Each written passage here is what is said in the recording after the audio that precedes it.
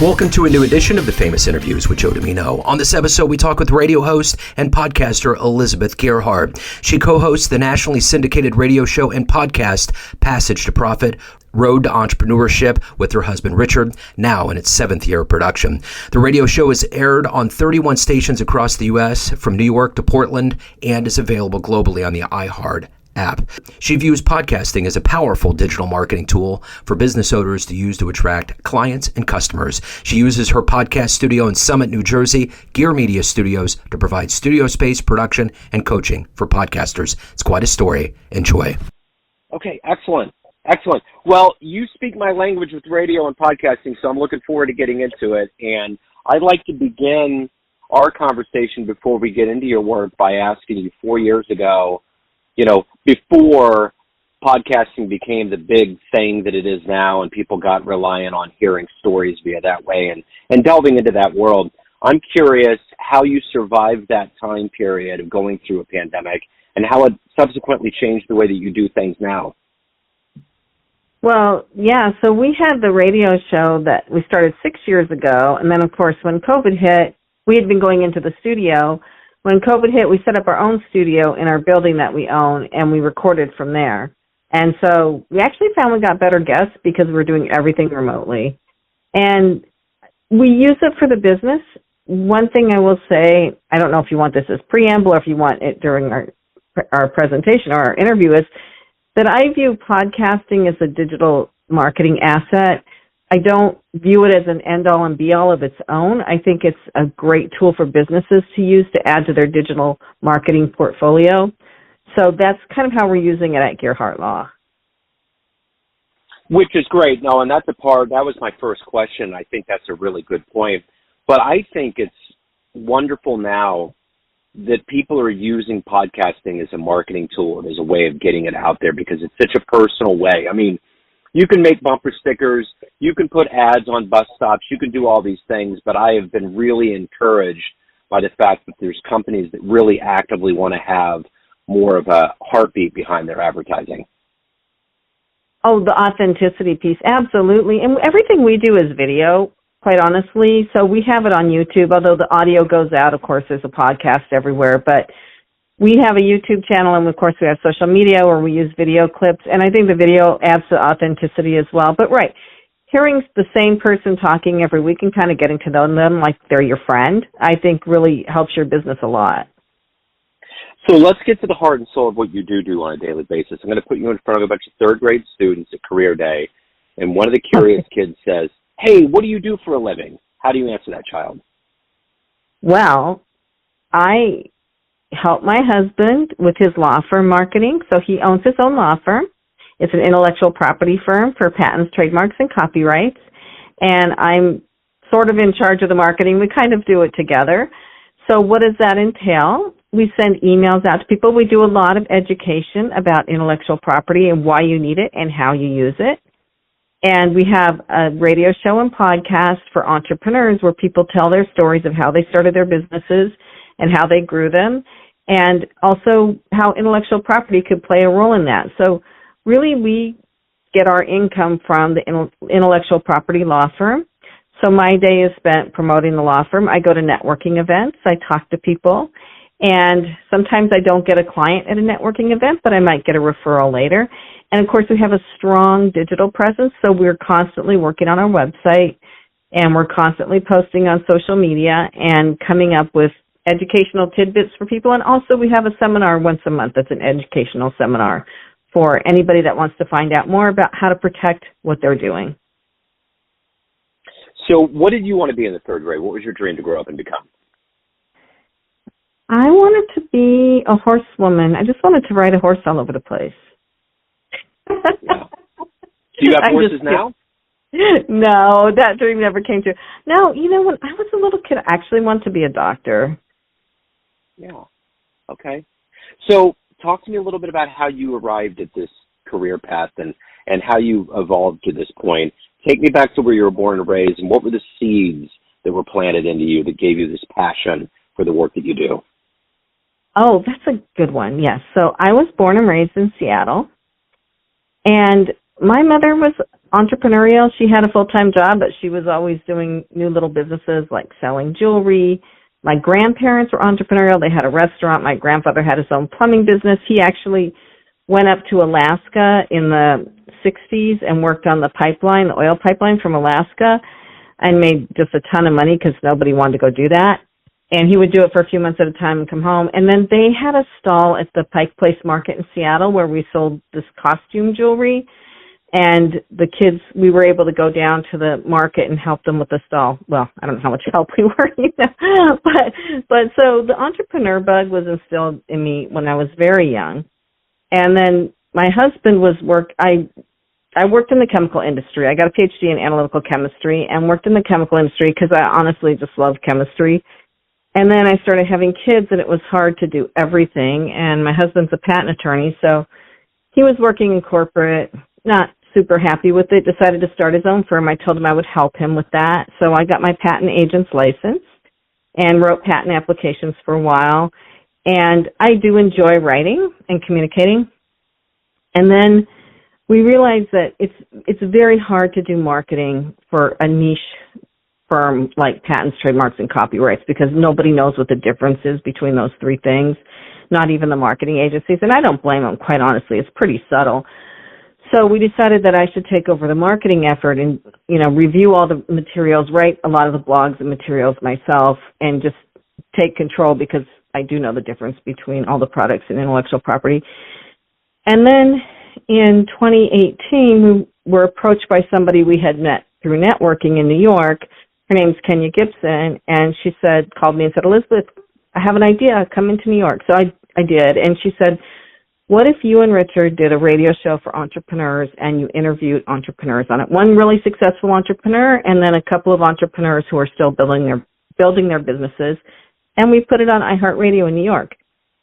At the time, it was not on our radar screen, but I took it back to Richard and we talked about it, and we decided it might be a way to break through, to be more noticeable as a promotion effort and in our marketing efforts. So we took the plunge, didn't really know what we were doing at the time, didn't know much about it. Richard had been on radio in his college days and had been working on it ever since, learned all about social media, how to use that in social media. We had been doing some social media before, but not like we're doing now. And just kind of grew with it. And it was also turned into a podcast right away. So we had a podcast 6 years ago even. And now we're nationally syndicated with the radio show. So it plays across the country on 37 different stations. And the podcast is in the top 3% according to Listen Notes. But it's a lot of work. So is that it in a nutshell?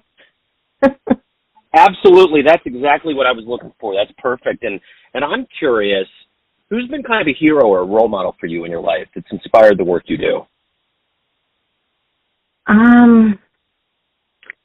Boy, that's a good question. I like to look to strong women that keep going. I mean, I guess I would say, if I really think about it, I think someone like Oprah, who had a horrible childhood, and I had kind of a difficult childhood myself, and just kept trying to work to her strengths and get to a place where she was successful, and also helping other people and communicating. So she was probably one of them. So if you could have a dream guest on your show, anybody in the world that you admire, whether it's business or otherwise, who would you love to sit down with and talk to? Oh, absolutely, Sir Richard Branson. If you're out there listening, Sir Richard, I would love to pick his brain. Yeah, I think there would be a lot of people beating on that door for sure. So, with somebody that interviews entrepreneurs all the time, what business or business model that exists right now do you admire the most? What is one of the most efficient models that works well with the public and their employees, and overall, what do you admire the most? Well, I think the people that used to do it the best, and now they've been bought by Amazon, so I don't, but I years ago used to buy shoes from Zappos, and somebody said Zappos is a customer service company. They're not really a retail company. I have difficult to fit feet, and I would get an array of shoes I could choose from. I would get them the next day. I had a year to return them. It was free returns. It was an amazing customer experience. It's not like that anymore. Amazon has changed, so it takes a few days to get them, and et cetera, et cetera. But that was really, I think if you put customer service first, that is a way to success. I totally agree, and I think that's one thing that I've noticed even with a company like Apple. All of their support is stateside. They're all very receptive. There's a level, like even if you walked into a Genius bar, I think it's one of the reasons why their machines are so much more expensive, but their customer service is pretty top-notch.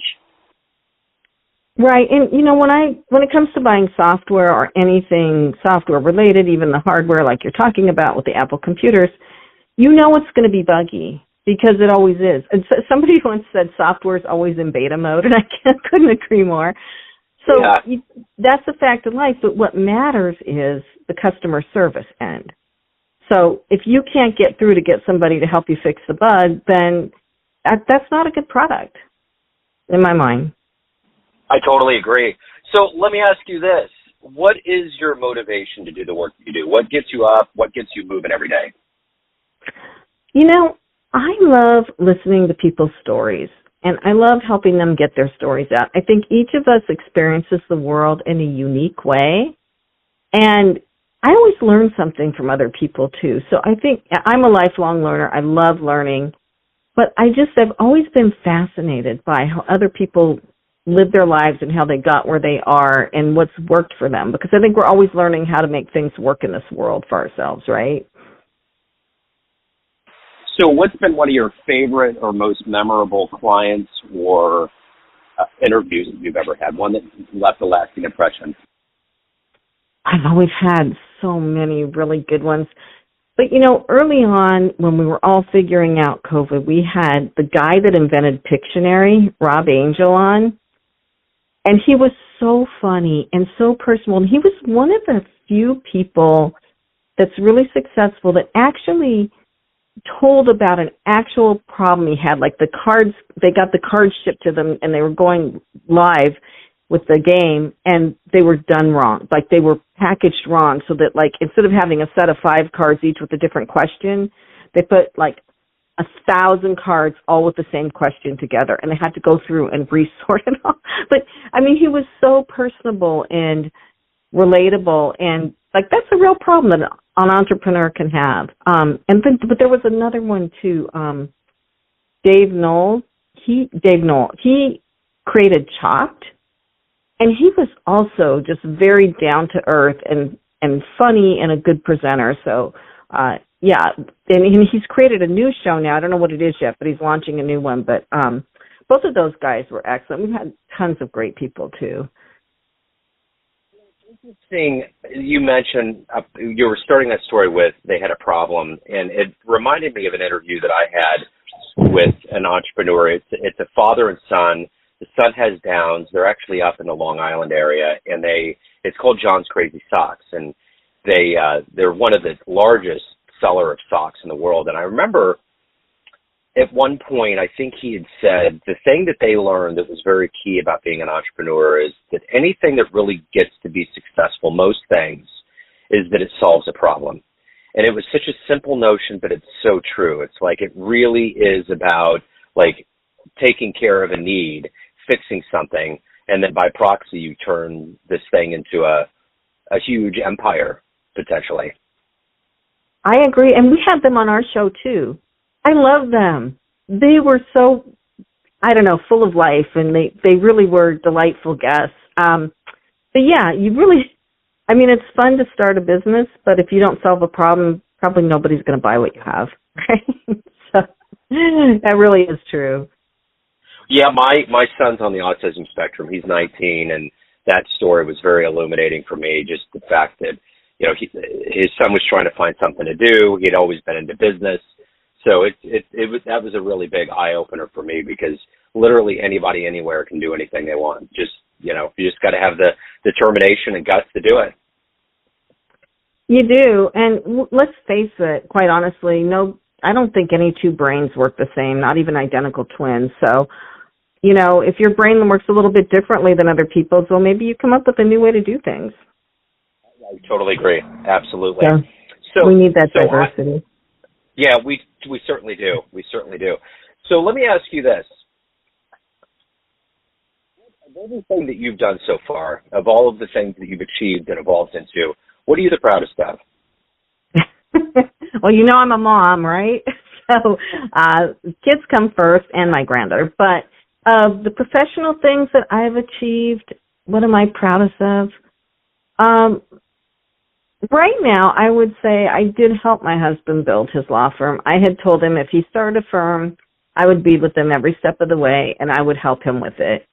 And I've done whatever needed to be done to help with that. And, you know, for entrepreneurs, it's really hard to do something all by yourself, and you really need somebody you can trust. So that's one thing. What I'm excited about right now that I'm actually doing more for myself is we're building a podcast studio in our building in Summit, New Jersey. We have one that we used during COVID, but we're remodeling it to make it public ready. And I'm starting a consulting business with that. I have a client already, actually. And I'm helping people tell their stories. I love that. Wonderful. So let me ask you this. You know, the thing about businesses is that it's all about helping each other out and getting good advice. With that being said, what's the best advice you've ever gotten? Wow, you know, we ask people on our radio show that all the time. That is a great question.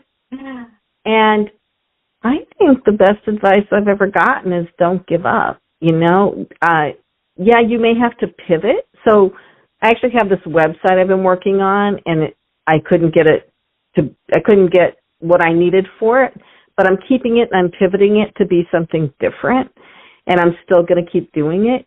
And I think you have to believe in yourself and not give up. And will there be people telling you to quit? Yes, all the time. Will there be people telling you it's a bad idea? Maybe, you know. And will there be people copying you? Absolutely. But just you do it your own special way, so don't give up. Let's say you have a dream tonight. You run into the 18-year-old version of you, and you could give that young version of you a piece of advice based on the life you've led, the wisdom you've gained. What advice would you impart on that young version of you? That's a good question. I would say don't be afraid to take chances. Don't stay in the mold that you were formed in. So don't live your parents' fears. That's what I would say. Don't live your parents' fears. Don't be afraid to take chances.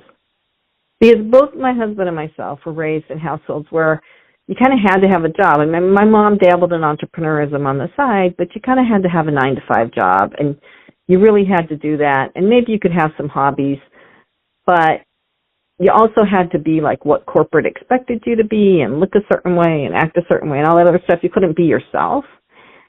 And that is not what I would want for my daughter, which she's not doing that, so that's great. So that's what I would tell myself. Everyone out there has a perception of you. You have a public persona with the podcast and the radio. You know, you have an entrepreneurial spirit. You're a family person. So everyone around you has a perception of you. But ultimately, you're in control of yourself and what you're doing. So what's your perception of you? Who do you think you are? I think I'm a mom and a grandma, probably first, because if I had to make the choice, God forbid it ever happened, I would probably drop everything to do that. Secondly, yeah, I think I feel like I'm a problem solver in a lot of ways because I do like to think through problems, and I'm a researcher. I love doing research, and so with this podcast stuff that I'm doing, with the studio and the coaching and YouTube and everything, I'm constantly researching and putting all the pieces together to come up with something new. I really enjoy that. So let's say we get off this call and a time machine pulls up in front of your house and you could go anywhere in human history and see one event with your own eyes. Where would you go? Human history. I would probably go way back. I think I would like to go back to caveman times and just kind of see how they were doing things and how they evolved, because it always, or I would like to see how the first people decided to invent TV and radio. Like, how did they get the ideas that you could put something that people could see in a little box or hear through this little box. Like, how did they come up with those ideas? It just blows my mind. Yeah, you're totally right. Yeah, there is a level of that where I think about that with the phone and some other of those early inventions. So if anyone out there wants to tune in, they want to reach out, learn more about what you're doing, what's the best way to do that? Well, we have a website, passagetoprofitshow.com. We're also on social media, and they can get a hold of us through either of those. And then also, if they want to fill out a contact form, we have one for the Gearhart Law website, so it's gearhartlaw.com. And they can get to me through a form there, too. Excellent. This has been great. Elizabeth, thank you so much. Best of luck with everything. Thank you. It's been fun. Thank you. Thanks for tuning in to another famous interview with Joe Dimino, where we cover the world of art, literature, business, spirituality, music, and more from around the globe. Our esteemed theme music was composed and produced by the great E.E. Pointer of Kansas City's River Cow Orchestra. If you want to hear more interviews, visit the Famous Interviews with Joe Dimino channel on YouTube. You can also find us on Spotify and Apple Podcasts. Thanks again for listening, and until next time.